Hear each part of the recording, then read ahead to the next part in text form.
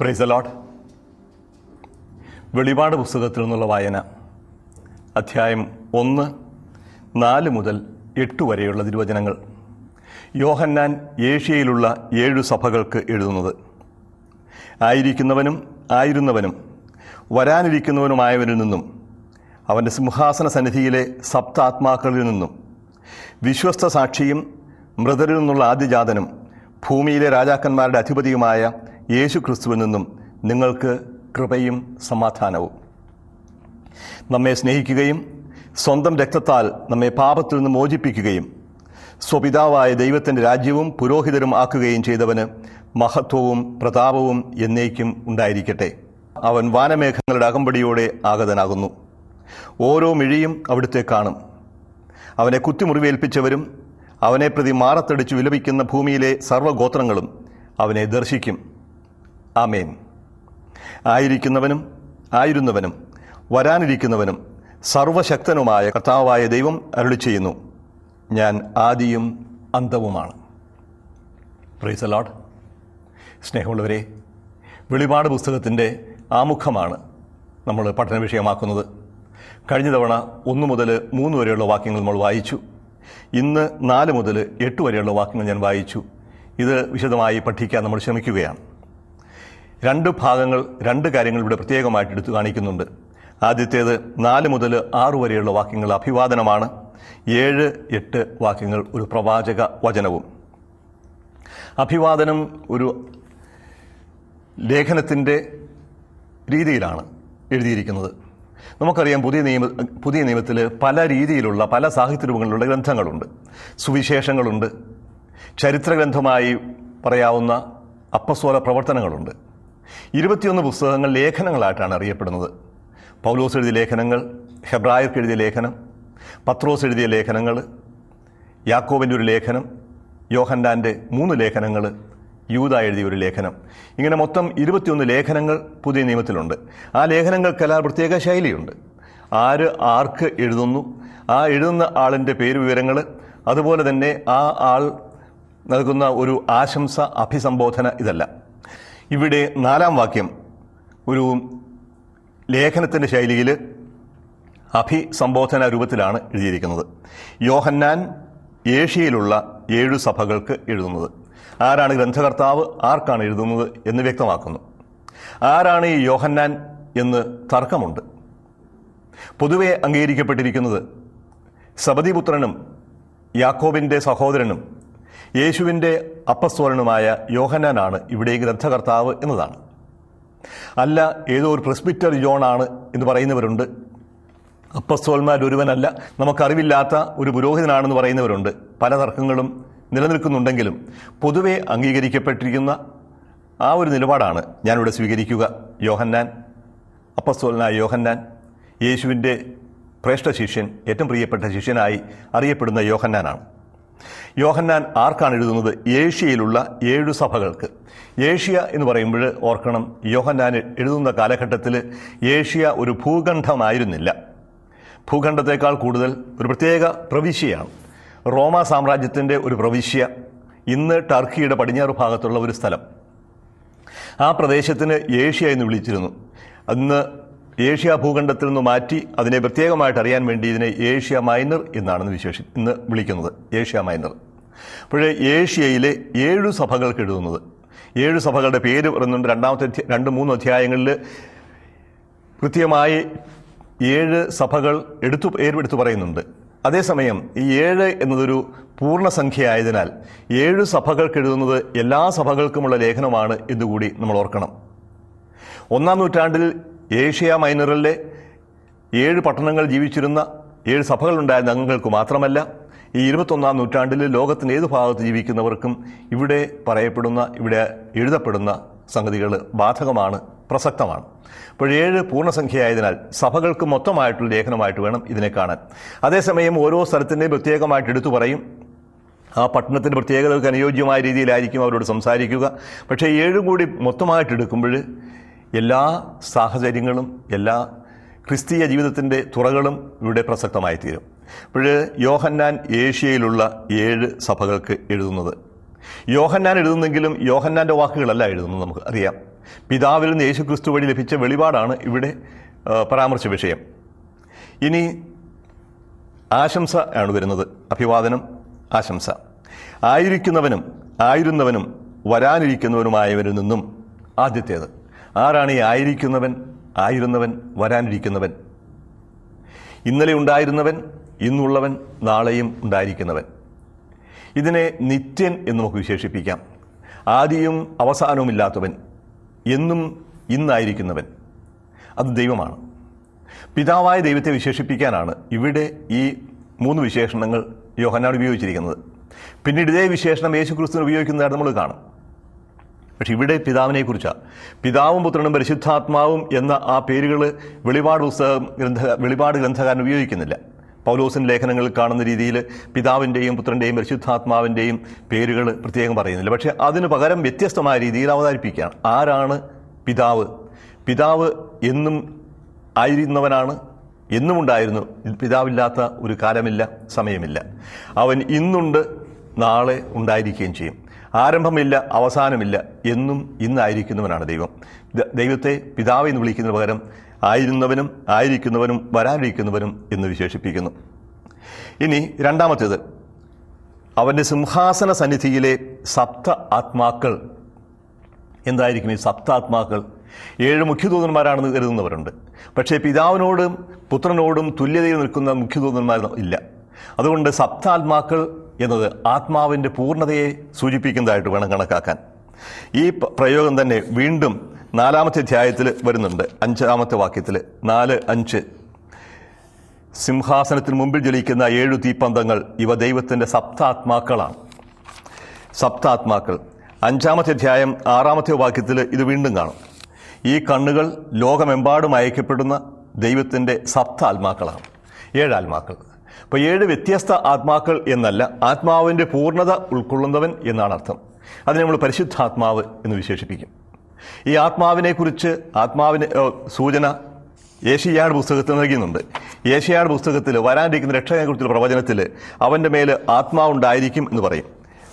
യേശയ്യായുടെ പുസ്തകം 11-ാമത്തെ അധ്യായം 1-2 വാക്യങ്ങൾ.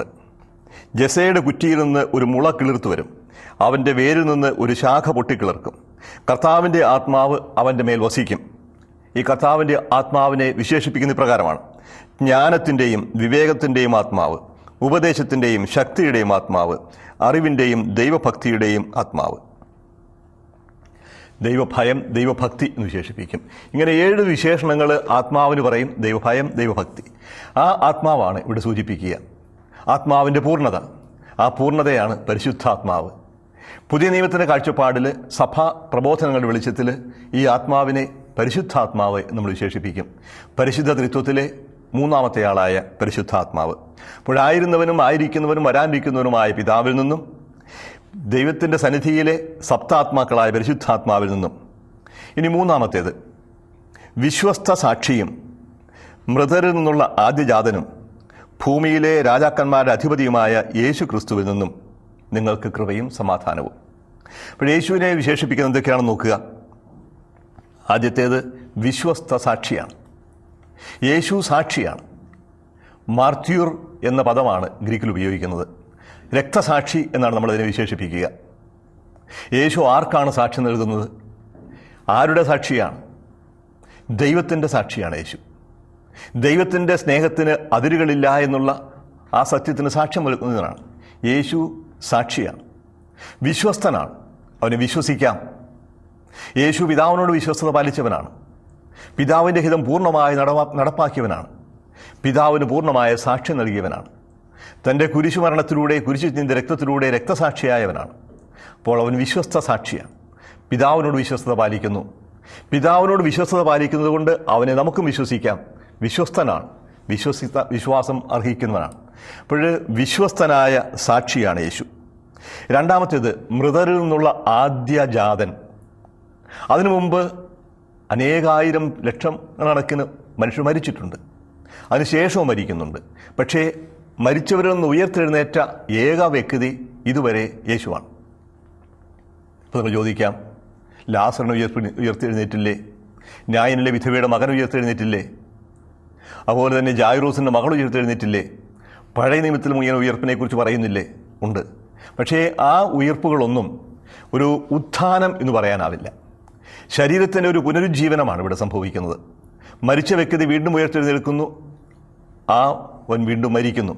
അപ്പോൾ മരണമുള്ള ശരീരത്തോടുകൂടി ഉയർത്തെഴുന്നേറ്റവൻ വീണ്ടും മരിക്കുന്നു. അപ്രകാരമൊന്നല്ല ഇവിടെ ഉദ്ദേശിക്കുന്നത്. മൃതരിൽ നിന്നുള്ള ആദ്യജാതൻ എന്ന് പറഞ്ഞാൽ പുനരുത്ഥാനത്തിൻ്റെ ആദ്യ ഫലം അനുഭവിച്ച വ്യക്തിയാണ്. അതാണ് യേശു ക്രിസ്തു. കൊളോസിയർക്ക് എഴുതിയ ലേഖനം 1-ാം അധ്യായം 18-ാമത്തെ വാക്യത്തിൽ ഇപ്രകാരം കാണും: അവൻ എല്ലാറ്റിൻ്റെയും ആരംഭവും മരിച്ചവരിൽ നിന്നുള്ള ആദ്യജാതനുമാണ്. ഇങ്ങനെ എല്ലാ കാര്യങ്ങളിലും അവൻ പ്രഥമസ്ഥാനീയനായി. മരിച്ചവരിൽ നിന്നുള്ള ആദ്യജാതൻ, മരിച്ചവരിൽ നിന്ന് ഉയർത്തെഴുന്നേറ്റവൻ, ആദ്യമായി ഉയർത്തെഴുന്നേറ്റവൻ. അപ്പോൾ യേശു ക്രിസ്തുവിനെ കുറിച്ച് പറയുന്നത് അവൻ പിതാവിൻ്റെ സാക്ഷിയാണ്, അവൻ വിശ്വസിക്കാം. ആ സാക്ഷ്യത്തിന് ഏറ്റവും വ്യക്തമായ അടയാളമാണ് അവൻ ഉയർത്തെഴുന്നേറ്റു. അവൻ മരിച്ചു, അടക്കപ്പെട്ടു, പാതാളങ്ങളിറങ്ങി, അവിടെ നിന്ന് ഉയർത്തെഴുന്നേറ്റവൻ അവൻ ഉയർത്തെഴുന്നേറ്റു ആദ്യജാതനായിട്ടാണ്. ഈ ആദ്യജാതൻ്റെ പിന്നാലെ ബാക്കിയുള്ളവർക്കെല്ലാം ഉത്ഥാനം ഉണ്ടാകും. അപ്പോൾ യേശുവിനെ മരിച്ചവർ എന്നുള്ള ആദ്യജാതൻ എന്ന് പറയുമ്പോൾ നമ്മൾ പിന്നീട് വരുന്നവർ അവൻ്റെ പിന്തുടർച്ചക്കാരായിരിക്കും. യേശുവിനെ ലഭിച്ച യേശു ഉയർത്തെഴുന്നേറ്റതുപോലെ നമുക്കും ഉണ്ടാകും ഒരു ഉത്ഥാനം. ഇനി ഒരിക്കലും അവസാനിക്കാത്ത, മരിക്കാത്ത ജീവനുള്ള ഒരു പുനരുത്ഥാനം. അതുകൊണ്ടാണ് അവൻ മരിച്ചവരിൽ നിന്നുള്ള ആദ്യജാതൻ എന്ന് വിശേഷിപ്പിക്കുക. മൂന്നാമത്തേത് ഭൂമിയിലെ രാജാക്കന്മാരുടെ അധിപതിയാണ്. ഇത് വളരെ പ്രാധാന്യമർഹിക്കുന്ന ഒരു ടൈറ്റിലാണ്. ഭൂമിയിലെ രാജാക്കന്മാരുടെ അധിപതി. അവൻ രാജാവല്ല, രാജാധിരാജനാണ്. വെളിപാട് പുസ്തകം എഴുതുന്ന സാഹചര്യത്തെക്കുറിച്ച് നമ്മൾ നേരത്തെ പറഞ്ഞു വെച്ചതാണ്. ഡൊമീഷ്യൻ ചക്രവർത്തി, റോമ സാമ്രാജ്യത്തിൻ്റെ അധിപൻ, താൻ ദൈവമാണെന്ന് അവകാശപ്പെടുകയും ദൈവമായി ആരാധിക്കപ്പെടണമെന്ന് ആവശ്യപ്പെടുകയും ചെയ്ത സാഹചര്യത്തിലാണ് മതപീഡനം ഉണ്ടാവുകയും ആ മതപീഡനത്തിന് ഇരയായവരെ പ്രോത്സാഹിപ്പിക്കാൻ, വിശ്വാസം ഉറപ്പിക്കാൻ യോഹന്നാൻ ഈ വെളിപാട് പുസ്തകം എഴുതുകയും ചെയ്തത്. അപ്പോൾ ആരാണ് യഥാർത്ഥത്തിൽ രാജാക്കന്മാരുടെ രാജാവ്? അത് ഡൊമീഷ്യനാണോ അതോ യേശു ക്രിസ്തുവാണോ? ക്രിസ്ത്യാനികളെ സംബന്ധിച്ച് മറ്റൊരു രാജാവില്ല. യേശു എന്ന രാജാവല്ലാതെ മറ്റൊരു രാജാവിനെ അംഗീകരിക്കാനാവില്ല. യേശുവിൻ്റെ രാജ്യത്വം അംഗീകരിക്കാതെ അതിന് ബദലായി, അതിന് പകരമായി ദൈവത്തിൻ്റെ സ്ഥാനത്ത് മറ്റൊരു രാജാവിനെ അംഗീകരിക്കാനോ സ്വീകരിക്കാനോ സാധിക്കുകയില്ല. അതുകൊണ്ട് രാജാക്കന്മാരുടെ അധിപതി എന്ന് യേശുവിനെ വിശേഷിപ്പിക്കുമ്പോൾ സർവാധിരാജൻ, എല്ലാറ്റിൻ്റെയും മേൽ അധികാരമുള്ളവൻ എന്നുകൂടി അർത്ഥമാക്കുക. യേശു ക്രിസ്തുവിൽ നിന്നും വിശ്വസ്ത സാക്ഷിയാണ്, ഉയർത്തെഴുന്നേറ്റവനാണ്, രാജാധിരാജനാണ്. എന്ന് കൃപയും സമാധാനവും. അപ്പോഴേ പിതാവ്, പുത്രൻ, പരിശുദ്ധാത്മാവ് എന്ന ആ ഒരു വിശേഷണത്തിന് പകരം യേശു ക്രിസ്തുവിൽ നിന്നും, ആത്മാവിൽ നിന്നും, ദൈവത്തിൽ നിന്നും എന്ന് പറഞ്ഞുകൊണ്ട് പരിശുദ്ധ ത്രിത്വത്തെക്കുറിച്ച് വ്യക്തമായ ഒരു കാഴ്ചപ്പാട് കൂടി നൽകുകയാണ്. ഇവിടെ പ്രത്യേകം ശ്രദ്ധിക്കേണ്ട ഒരു കാര്യം യേശുവിൻ്റെ ദൈവികതയാണ്. യേശുവിനെ വചനം മാത്രമായി അഥവാ സൃഷ്ടിക്കപ്പെട്ട ഒരു വചനമായി കരുതുന്നവരുണ്ട്. യേശുവിനെ ആദ്യത്തെ സൃഷ്ടിയായി, ഏറ്റവും ഉന്നതമായ സൃഷ്ടി, പക്ഷേ സൃഷ്ടി തന്നെയായി കാണുന്നവരുണ്ട്. യഹോവ സാക്ഷികളാണ് മുഖ്യമായും ഇപ്രകാരമുള്ള ചിന്താഗതിയിൽ. അതിന് വിരുദ്ധമായിട്ടാണ് പറയുക, യേശു ക്രിസ്തു ദൈവത്തോട് തുല്യനാണ്, രാജാധിരാജനാണ്, ഉയർത്തെഴുന്നേറ്റവനാണ്, എല്ലാ രാജാക്കന്മാരുടെ അധിപൻ, വിശ്വസ്ത സാക്ഷിയാണ്. ഈ പരിശുദ്ധ ത്രിത്വത്തിൽ നിന്ന് എന്താണ് നമുക്ക് കിട്ടുക? കൃപയും സമാധാനവും. CHARIS and എയ്രേനെ. കാരിസ് എന്ന പദമാണ് കൃപ എന്ന് വിശേഷിപ്പിക്കുന്നത്. ദൈവം മനുഷ്യന് ദാനമായി നൽകുന്ന സകലതിൻ്റെയും കൂടി ആകത്തുകയാണ് ദൈവത്തിൻ്റെ കൃപ എന്ന് പറയുന്നത്. സ്നേഹവും കാരുണ്യവും വാത്സല്യവും രക്ഷയും എല്ലാം ഉൾക്കൊള്ളുന്നു ദൈവത്തിൻ്റെ സമ്പൂർണമായ ദാനം കൃപ, കാരിസ്. ആ കൃപയോടൊപ്പം സംഭവിക്കുന്നത് സമാധാനമാണ്. ഷാലോം എന്ന് ഹെബ്രായ ഭാഷയിലും എയ്രേനെ എന്ന് ഗ്രീക്ക് ഭാഷയിലും പറയുന്ന സമാധാനം. ഓരോന്നും അതായിരിക്കേണ്ട അവസ്ഥയിലായിരിക്കുന്നതിനെയാണ് സമാധാനം എന്ന് പറയുക. ബന്ധങ്ങളെല്ലാം പൂർണ്ണമായും ആകേണ്ട അവസ്ഥയിലായിരിക്കുമ്പോൾ, മനുഷ്യൻ ദൈവത്തോടും തന്നോട് തന്നെയും ഐക്യത്തിൽ കഴിയുമ്പോൾ, ദൈവത്തോടും തന്നോടും ഉള്ള ഐക്യത്തിൽ, പരസ്പരം സഹജീവികളോടുള്ള ഐക്യത്തിൽ, ഈ ലോകത്തോട് തന്നെയുള്ള ഐക്യത്തിൽ, ഇങ്ങനെ 3-4 തരത്തിലുള്ള ദൈവത്തോടും സഹജീവികളോടും ഈ ലോകത്തോടും തന്നോട് തന്നെയുമുള്ള ഈ പൂർണ്ണമായ ഐക്യത്തിൽ കഴിയുന്ന ആ അവസ്ഥയാണ് സമാധാനം എന്ന് പറയുക. സമാധാനം ഉണ്ടാകണമെന്നുണ്ടെങ്കിൽ ഈ ഐക്യമെല്ലാം ആവശ്യമാണ്. ദൈവത്തെ നിഷേധിച്ചുകൊണ്ട് സമാധാനം സ്ഥാപിക്കാൻ സാധിക്കുകയില്ല.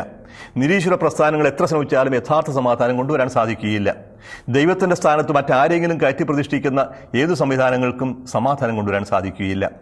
അയൽക്കാരനെ ശത്രുവായി കാണുന്നിടത്തോളം കാലം സമാധാനം ഉണ്ടാവുകയില്ല. യുദ്ധം ചെയ്ത് അവനെ തോൽപ്പിക്കാം, അവനെ നശിപ്പിക്കാം, അവൻ്റെ തല വെട്ടാം, പക്ഷേ സമൂഹത്തിൽ സമാധാനം ഉണ്ടാവുകയില്ല. ഈ പ്രപഞ്ചത്തോട് ഐക്യത്തിൽ കഴിയാതെ സമാധാനം ഉണ്ടാവുകയില്ല.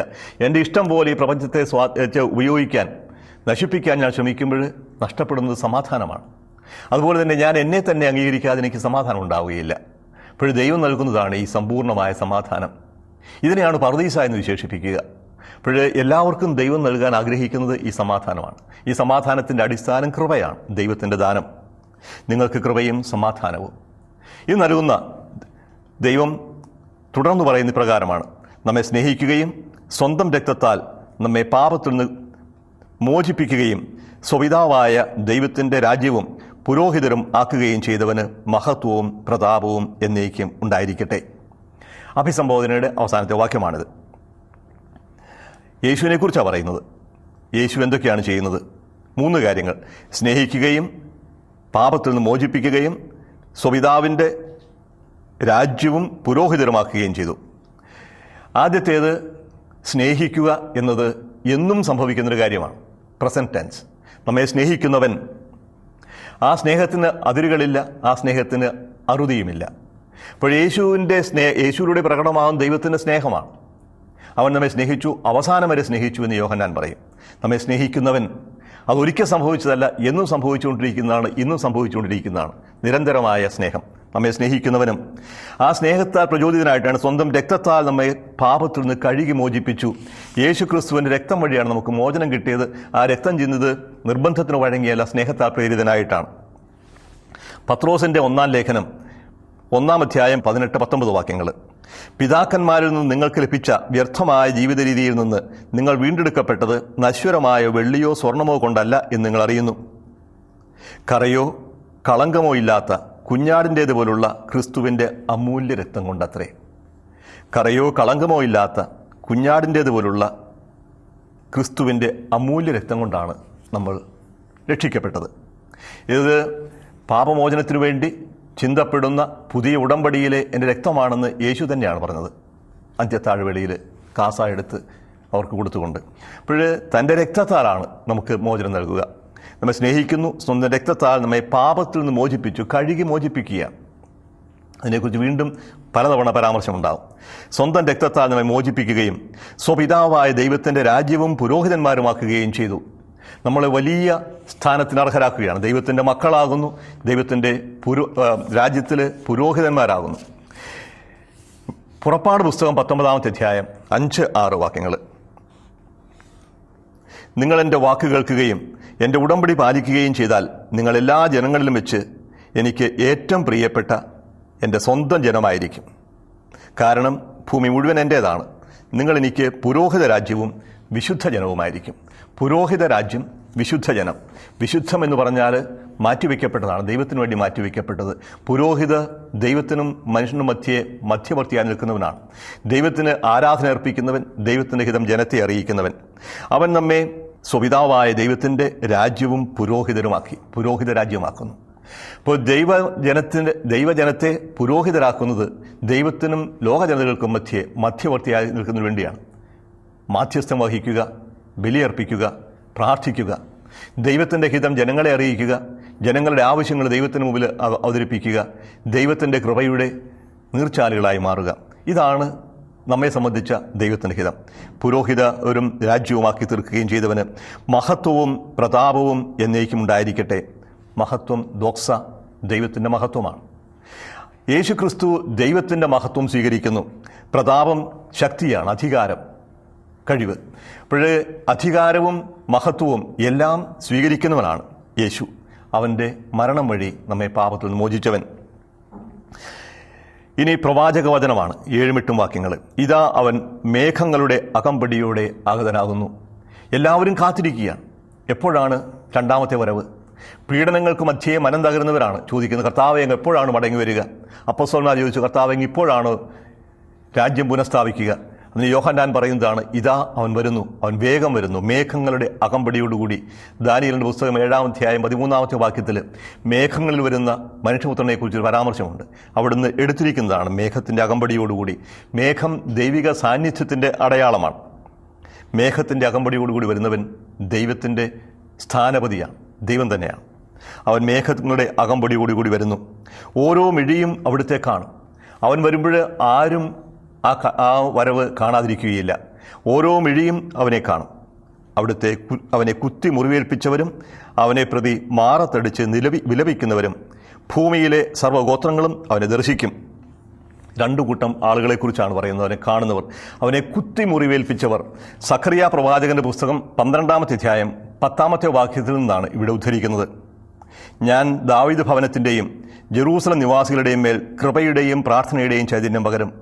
അപ്പോൾ തങ്ങൾ കുത്തി മുറിവേൽപ്പിച്ചവനെ നോക്കി ഏകജാതനെ പ്രതി എന്ന പോലെ അവർ കരയും, ആദ്യജാതനെ പ്രതി എന്ന പോലെ ദുഃഖത്തോടെ നിലവിളിക്കും.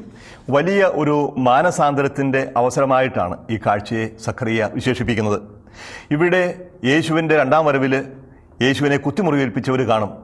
അവർ വിലപിക്കുന്നതായിട്ട് പറയുന്നില്ല. രണ്ടും ഒന്ന് തന്നെയാണോ എന്ന കാര്യത്തിൽ സംശയമുണ്ട്.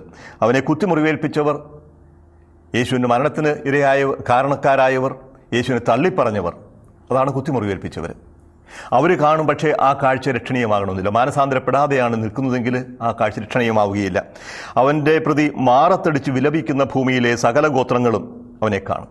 മാറത്തടിച്ച് നിലവിളിക്കുന്നവർ അനുദപിക്കുന്നവരാണ്, വിലപിക്കുന്നവരാണ്. അപ്പോൾ യേശുവിൻ്റെ രണ്ടാം വരവ് എല്ലാവർക്കും രക്ഷണീയമാവുകയില്ല. മാനസാന്തരപ്പെട്ട് വിശ്വസിക്കുന്നവർക്ക് മാത്രമേ രക്ഷയുണ്ടാവുകയുള്ളൂ. അവനെ പ്രതി മാറത്തടിച്ച് നിലവിളിക്കുന്ന അനുതാപികൾക്ക് രക്ഷണീയമാകും. അവനെ കുത്തിമുറിവേൽപ്പിച്ചിട്ടും അനുദപിക്കാതെ നിൽക്കുന്നവർക്ക് അത് നിത്യശിക്ഷയുടെ അവസരവുമായിരിക്കും. ആമേൻ, ആമേൻ. അങ്ങനെ തന്നെ ആയിരിക്കട്ടെ. നായി, ആമേൻ എന്ന് രണ്ട് വാക്കുകളുണ്ട് ഗ്രീക്കിൽ. നായി എന്ന് പറഞ്ഞാൽ ആമേൻ എന്ന ഹീബ്രു വാക്കിൻ്റെ തർജ്ജമയാണ്. അതുപോലെ ആയിരിക്കട്ടെ. ഇപ്പോൾ പറഞ്ഞതിന് മാറ്റമില്ല, അത് സംഭവിക്കുക തന്നെ ചെയ്യും. അവസാനത്തെ ഒരു വാക്യം കൂടി. ആയിരിക്കുന്നവനും ആയിരുന്നവനും വരാനിരിക്കുന്നവനും സർവശക്തനുമായ കർത്താവായ ദൈവം അരുളി ചെയ്യുന്നു, ഞാൻ ആദിയും അന്തവുമാണ്. ആരംഭമില്ലാത്തവൻ, അവസാനമില്ലാത്തവൻ.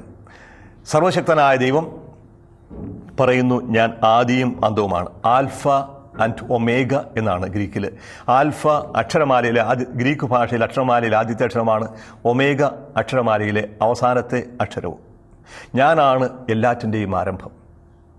എല്ലാം എന്നിൽ തുടങ്ങുന്നു, എല്ലാം എന്നിൽ ഒടുങ്ങുന്നു. ആരംഭവും അവസാനവുമില്ലാത്തവനാ ദൈവം. എല്ലാം എവിടെ നിന്ന് ഉത്ഭവിക്കുന്നു, എല്ലാം എവിടേക്ക് ഒഴുകുന്നു. ആ അനന്ത സാഗരമാണ് ദൈവം. ഞാൻ ആദിയും അന്തവുമാണ്. ആദിയും അന്തവും ഇല്ലാത്തവൻ, എല്ലാറ്റിൻ്റെയും തുടക്കം, എല്ലാറ്റിൻ്റെയും അവസാനം. അപ്പോൾ പിതാവായ ദൈവത്തെക്കുറിച്ചുകൂടെ പറഞ്ഞു വെച്ചു. പിതാവായ ദൈവത്തെക്കുറിച്ച് ആൽഫയും ഒമേഗയും എന്ന് പറയുന്നത് പിന്നീട് പുത്രനായ ദൈവത്തെക്കുറിച്ചും ഇതേ വാക്യത്തിൽ തന്നെ പറയുന്നുണ്ടാവും. അപ്പോഴേ എല്ലാവരും ആകാംക്ഷയോടെ കാത്തിരിക്കുകയാണ്. എല്ലാ മിഴികളും അവനെ കാണും. ഇതാ ഞാൻ വേഗം വരുന്നു എന്ന് പറഞ്ഞു. ആ മുഖം ഇവിടെ അവസാനിക്കുകയാണ്.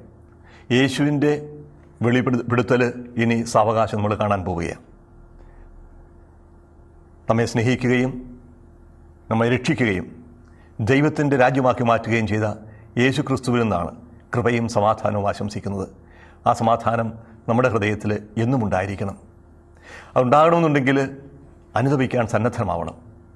നമ്മുടെ ജീവിതത്തിൽ മാറ്റം വരുത്താൻ നമ്മൾ സന്നദ്ധരാവണം. അവൻ്റെ വചനമനുസരിച്ച് ജീവിക്കാൻ, വചനം കേൾക്കുക മാത്രം ചെയ്യാതെ വചനം ജീവിതത്തിൽ പകർത്താൻ നമ്മൾ സന്നദ്ധരാവണം. അതിനുള്ള കൃപയ്ക്ക് വേണ്ടി നമുക്ക് പ്രാർത്ഥിക്കാം. കാരുണ്യവാനും സ്നേഹനിധിയുമായ ദൈവമേ, അങ്ങ് ഞങ്ങൾക്ക് നൽകുന്ന വലിയ ദാനത്തെക്കുറിച്ച്, അങ്ങയുടെ കൃപയെക്കുറിച്ച്, അങ്ങ് നൽകുന്ന സമാധാനത്തെക്കുറിച്ച് അങ്ങേക്ക് നന്ദി. കർത്താവേ, അങ്ങ് സമാധാനം വാഗ്ദാനം ചെയ്തെങ്കിലും ഇന്നും ഞങ്ങളുടെ ഹൃദയങ്ങൾ അസ്വസ്ഥങ്ങളാണ്. ഞങ്ങളുടെ ഭൂമി അസ്വസ്ഥമാണ്. പരസ്പരം ശത്രുതയിൽ കഴിയുന്ന ഒരുപാട് ജനതകളുണ്ട്. അങ്ങേക്കറിയാമല്ലോ. എല്ലാവരുടെയും ഹൃദയങ്ങളിൽ അങ്ങയുടെ കൃപ സമൃദ്ധമായി ചുരിഞ്ഞ് എല്ലാവരെയും യഥാർത്ഥമായ സമാധാനത്തിലേക്ക്, ശാന്തിയിലേക്ക് നയിക്കണമേ. നിത്യം പിതാവും പുത്രനും പരിശുദ്ധാത്മാവുമായ സർവേശ്വര. ആമേൻ.